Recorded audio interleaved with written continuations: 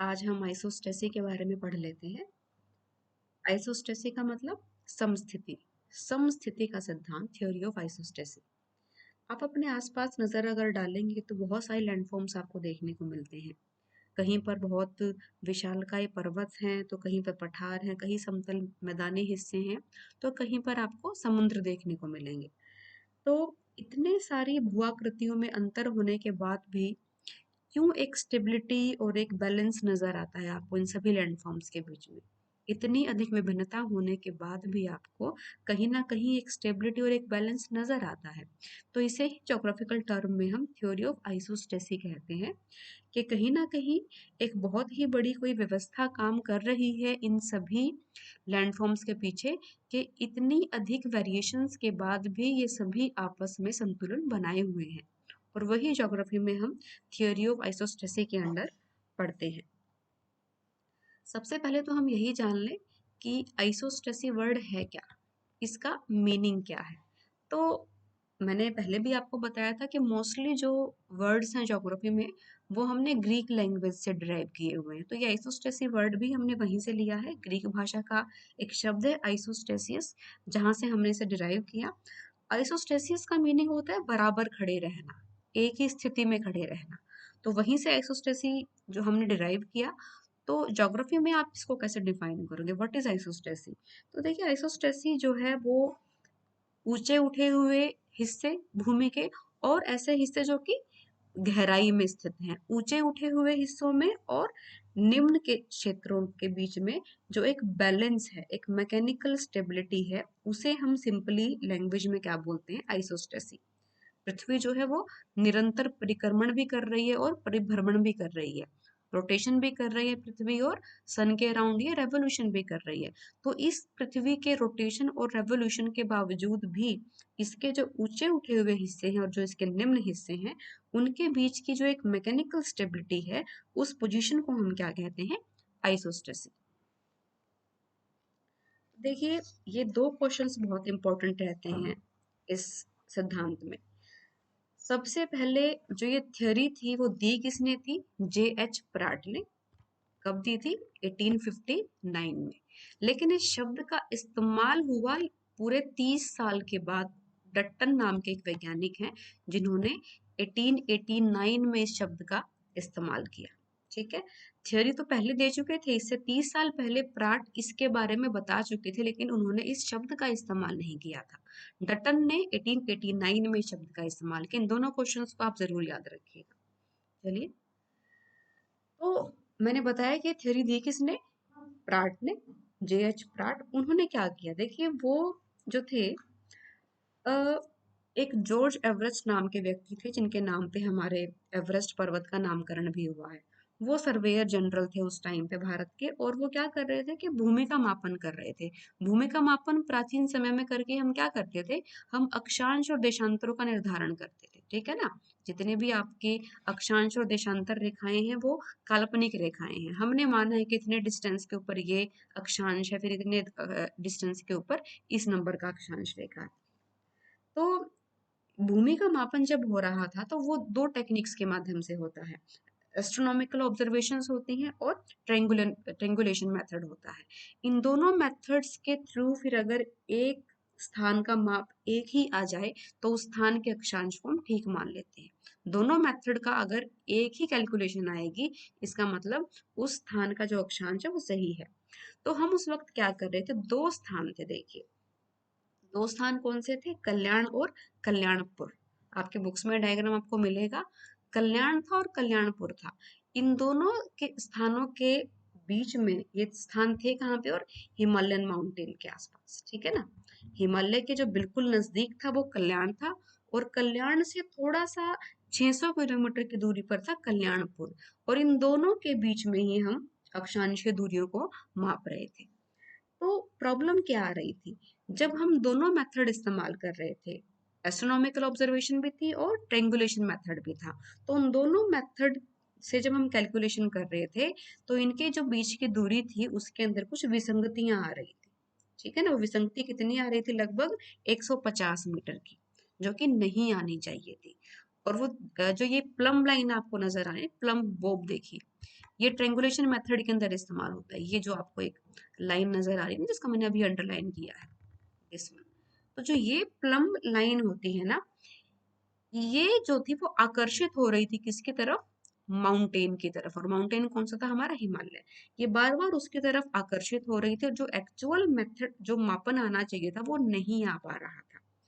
तो इसी से जुड़े हुए फिर प्राट ने ये सोचा कि कुछ ना कुछ तो रीजन है जो ये विसंगति आई, और इस विसंगति को बोला क्या इन्होंने? एनोलॉमी ऑफ अट्रैक्शन। ये वर्ड इन्होंने यहाँ पे इस्तेमाल किया, एनोलॉमी ऑफ अट्रैक्शन, आकर्षण की विसंगति। तो ये विसंगति क्यों आ रही है? तो इसके बारे में सबसे पहले बात किसने की फिर? जे एच प्राट ने। जे एच प्राट ने ये कहा कि हो सकता है कि हिमालय के अंदर इतनी हैवी रॉक्स हैं और उन रॉक्स ने अपने तरफ खींच लिया हो इस प्लम लाइन को, और इसलिए विसंगति आ रही हो। और दूसरा, कुछ लोगों का लेकिन फिर ये कहना था कि नहीं, हिमालय में शायद इतनी हैवी रॉक्स नहीं है, इतनी प्राचीन श्रृंखला ये हो चुकी है, तो मे बी इसके अंदर इतनी कैपेसिटी नहीं है कि ये इतना अट्रैक्ट कर लेगा इसको। तो फिर उसके बाद प्राट ने दो निष्कर्ष निकाले। ठीक है, प्राट ने दो निष्कर्ष निकाले। प्राट ने ये कहा कि या तो पर्वतीय भाग जो हैं वो या तो बहुत ही हल्के पदार्थों से बने हैं, इसलिए हम ठीक से इसका कैलकुलेशन नहीं कर पा रहे, या पर्वतों, पठारों और फिर जो धरातल के नीचे के हिस्से हैं उनके बीच में कहीं ना कहीं एक संतुलन है। जो अधिक डेंसिटी के पदार्थ हैं और जो कम डेंसिटी के पदार्थ हैं उनके बीच में कहीं ना कहीं शिफ्टिंग होती रहती है अधिक से कम की तरफ, और फिर एक बैलेंस बना रहता है।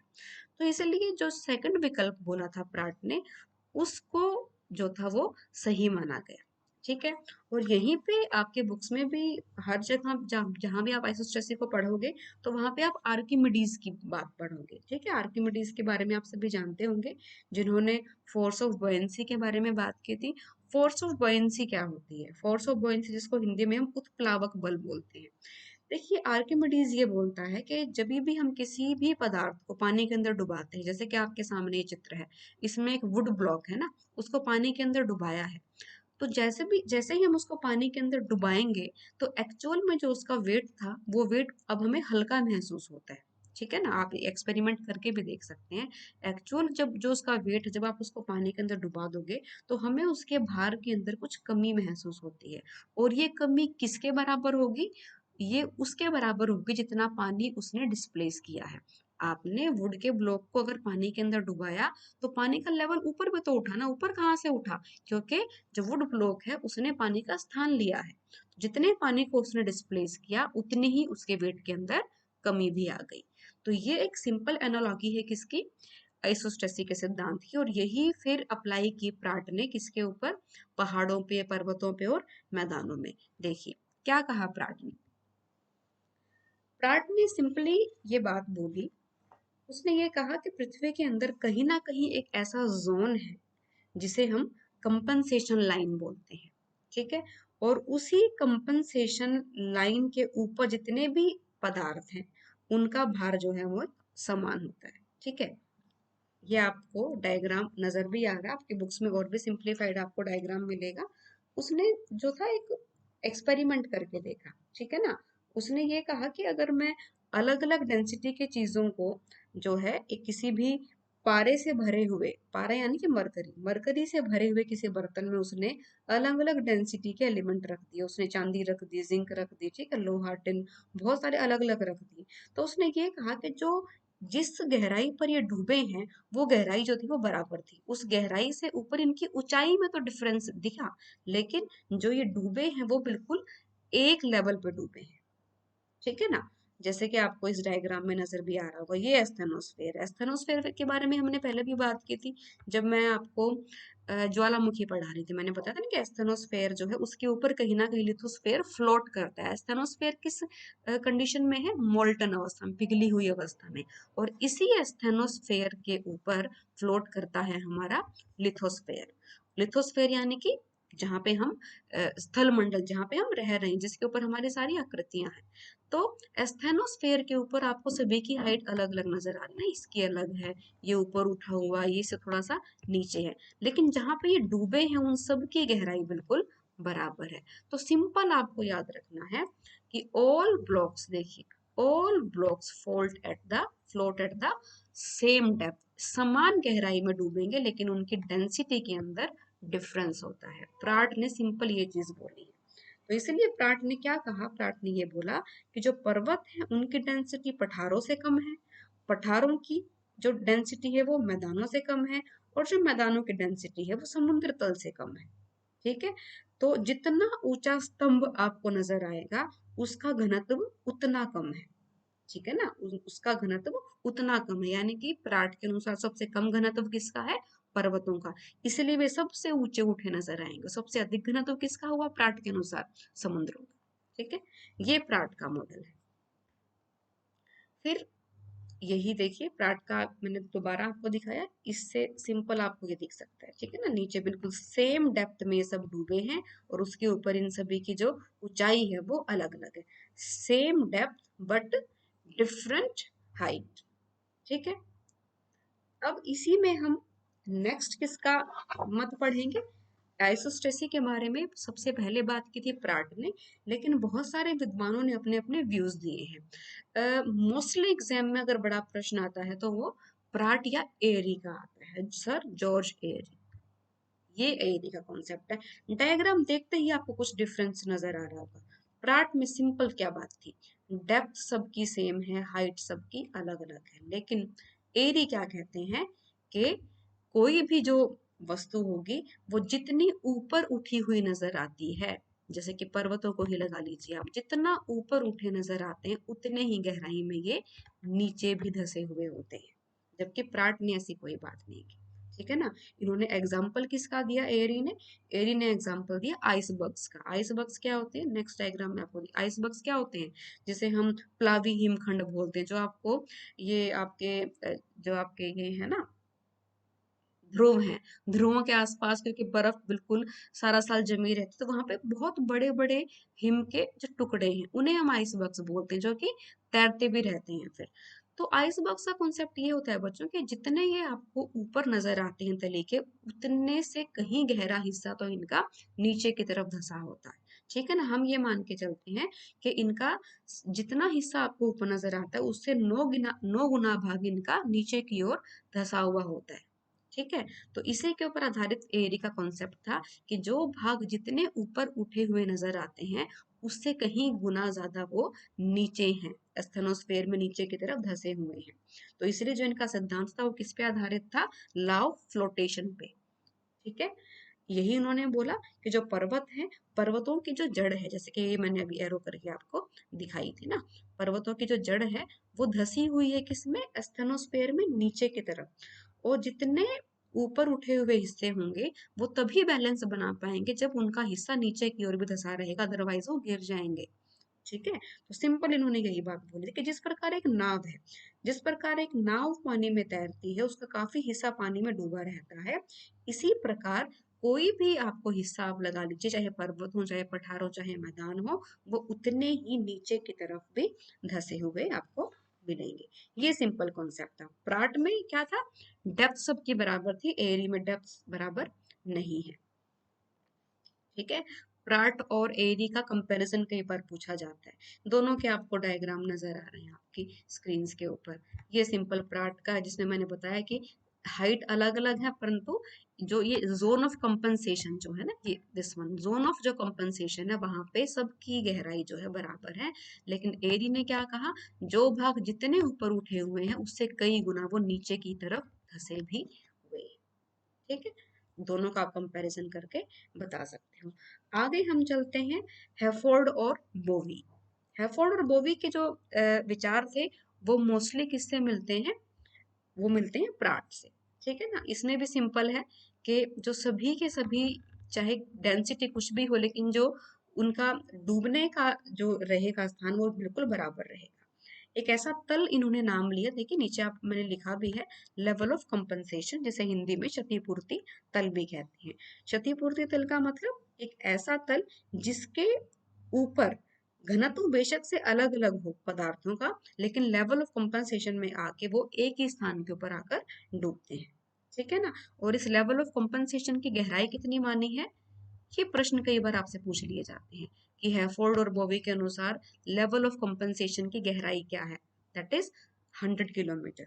कि जो 100 किलोमीटर की गहराई है पृथ्वी में, वो एक ऐसा तल है जिसके नीचे पृथ्वी के हर पदार्थ की डेंसिटी बराबर है, लेकिन इस लेवल ऑफ कंपनसेशन के ऊपर ऊपर हर एक पदार्थ की गहराई जो है वो अलग अलग है ना, अलग अलग, देखिए सबकी अलग अलग है। इसके ऊपर गहराई सबकी अलग अलग है, लेकिन इसके नीचे जब भी आप जाओगे तो उसके नीचे हर पदार्थ की डेंसिटी वो जो होगी वो अलग, जो होगी वो समान हो जाएगी। देखिए, इसके बाद हम बात कर सकते हैं जोली के व्यू की। जोली का व्यू भी लगभग प्राट से ही मिलता है, हैफोर्ड, बोवी और जो प्राट थे लगभग वैसे ही थे, लेकिन इसने सिंपल एक बात की कि जो ये सभी व्यक्ति कहते हैं कि एक लेवल ऑफ कंपनसेशन है, लेवल ऑफ कंपनसेशन जस्ट एक लाइन से नहीं हो सकता। उसने बात तो उसने उनकी सेम मानी, लेकिन उसका ये कहना था कि लेवल ऑफ कंपनसेशन के बजाय एक बहुत ही मोटा जोन है। ठीक है, उसने जोन की बात की, उसने लेवल की बात नहीं की। जोन में और लेवल में डिफरेंस है ना, उसने जोन शब्द का इस्तेमाल किया। यहाँ मैंने ऊपर में लिखा है जोन ऑफ कंपनसेशन की गहराई उसने कितनी मानी, उसकी मोटाई कितनी मानी उसने, 16 किलोमीटर। कि 16 किलोमीटर चौड़ा एक पूरा जोन है, ठीक है, और इस पूरे के पूरे जोन के ऊपर सभी भूभागों का घनत्व समान है। जैसे कि बात की थी हैफोर्ड और बोवी ने, हैफोर्ड बोवी ने भी यही बोला था ना, उन्होंने लेकिन बात की थी लेवल ऑफ कंपनसेशन की। लेवल ऑफ कंपनसेशन के ऊपर जो है सभी की गहराई समान है, लेकिन घनत्व अलग अलग है। और इसने क्या कहा कि कोई एक लेवल नहीं है, एक पूरा जोन है, और इस जोन की मोटाई कितनी बताई, इस पूरे के पूरे जोन की मोटाई उसने बताई 16 किलोमीटर। और इस जोन के ऊपर ऊपर जो था वो सभी भूभागों का घनत्व बराबर रहता है। This is zone of compensation. हल्का हल्का ही डिफरेंस है सभी में। और जो लास्ट आपका इसमें व्यू है वो है आर्थर होम्स का। अगेन इसके विचार किससे मिलते हैं, एरी से। जैसे कि एरी ने यही बात बोली थी ना कि कोई भी पदार्थ जितना आपको ऊपर उठा दिखेगा उससे कहीं ज्यादा गुना वो नीचे की तरफ धसा होगा, है ना। तो सिंपल एरी से ही इसके विचार मिलते हैं कि जो भी ऊपर जितना उठा हुआ हिस्सा होगा उससे कहीं गुना वो नीचे की तरफ धसा हुआ है, ठीक है। तो एरी जैसे ही इसने बातें की। ये आपका एस्थेनोस्फेयर है, इसके से अब फेमिलियर हो चुके होंगे इस वर्ड से। एस्थेनोस्फेयर मैंने बताया था कि एक ऐसा हिस्सा है पृथ्वी के तल का जो कि मोल्टन स्टेज में, और उसके ऊपर हमारा पूरा लिथोस्फेयर, पूरा का पूरा लिथोस्फेयर जिसमें हम रहते हैं, स्थल मंडल, वो इसके ऊपर कहीं ना कहीं फ्लोट कर रहा है। इस चैप्टर में जो लास्ट आपकी टर्म है दिस इज आइसोस्टैटिक एडजस्टमेंट, समस्थितिक समायोजन। कि हमने इतना सब कुछ पढ़ तो लिया, हमने ये भी जानना है कि आइसोस्टेसी का मतलब है समायोजन, कि किस प्रकार सभी भूभागों में जो है वो समायोजन होता रहता है। लेकिन एक्चुअल में आप इसको अप्लाई कैसे करके देखेंगे, देखिए ये इसका एक बहुत ही सिंपल और सबसे बढ़िया डायग्राम है। आपको माउंटेन्स नजर आ रहे हैं और आपको साइड में फिर जो है ये नीचे के निम्न स्तर आपको नजर आ रहा है, क्योंकि स्थल मंडल के सबसे ऊंचे हुए उठे हुए हिस्से क्या है, माउंटेन, है ना। तो फिर क्या होता है, देखिए माउंटेन सदा एक जैसे नहीं रहते। माउंटेन क्या करते हैं, माउंटेन्स का इरोजन होता है। इरोजन का मतलब अपरदन। अब जो इरोजन होगा, भाई बरसात भी आएगी, वायु भी चलती है, तो हमेशा क्या होता है, जो ऊपर की लेयर है वो उड़ जाती है या बह जाती है। उड़ के या बह के वो कहाँ चली जाएगी, साइड में, इस तरफ जाएगी या इस तरफ चली जाएगी। तो क्या होगा, इसकी जो इसकी ऊंचाई होगी माउंटेन की वो कम हो जाएगी, और जो साइड के हिस्से होंगे उनके ऊपर प्रेशर बढ़ता चला जाएगा। जितना उनके ऊपर प्रेशर बढ़ेगा तो उससे क्या होगा, वो नीचे की तरफ धसेंगे। जैसे कि आपको ये एरो के निशान नजर आ रहे हैं ना, ये नीचे की तरफ धस रहे हैं। नीचे की तरफ प्रेशर किस में डालेंगे, अगेन ये एस्थेनोस्फेयर में। एस्थेनोस्फेयर में क्या है, मेंटल का जो फ्लो है, मैग्मा का जो फ्लो है, वो मैग्मा का फ्लो किसकी तरफ मूव करेगा, फिर वो माउंटेन की तरफ, और दोबारा की दोबारा वो उसको ऊपर की तरफ उठा देगा, अपलिफ्ट करेगा उसको, अपलिफ्ट, ठीक है। माउंटेन है, अगेन माउंटेन है, माउंटेन नजर आ रहे हैं ऊंचे उठे हुए हिस्से, इनका अपर्दन होगा।